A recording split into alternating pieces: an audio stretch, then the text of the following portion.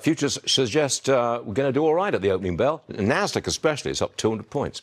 Keith Fitz back with us this morning. Okay, Keith, you know the story. Palantir reports after the bell. You recommended it way back when at $8 a share. So are you going to buy any more? And where do you think it's going from here?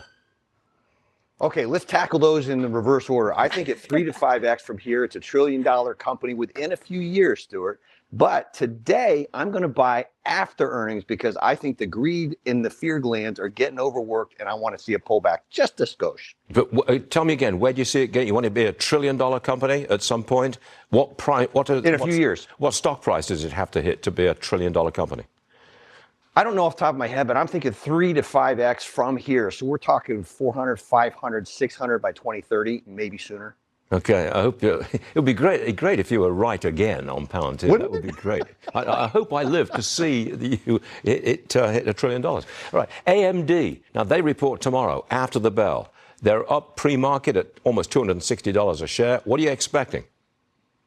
Well, I'm expecting this one to go to 300 relatively quickly. The secret with NVIDIA is not necessarily going to be the chips, AMD is not necessarily going to be the chips themselves. It's going to be the data centers and how they intend to catch an NVIDIA. It's all going to be in the note, Stuart, in the guidance. I'm also very excited about this one. I hope I'm smart enough to buy a lot more shares of that company, too. The whole technology sector seems to be just plowing ahead, just keeps on going on the strength of AI.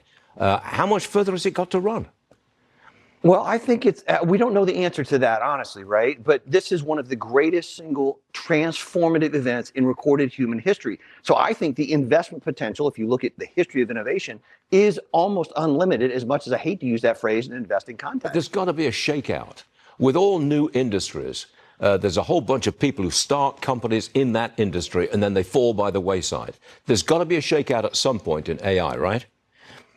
Yes, there will be. And I think it's going to be the smaller periphery that gets shaken out, not the big dogs at the very top, because the big dogs have the balance sheets, the intellectual expertise, and the computing power to continue to run. It's the smaller risk takers that don't, Stuart. All right, Keith, congratulations on your Palantir forecast. It turned out real well, didn't it? Okay, Keith, we'll see you again soon.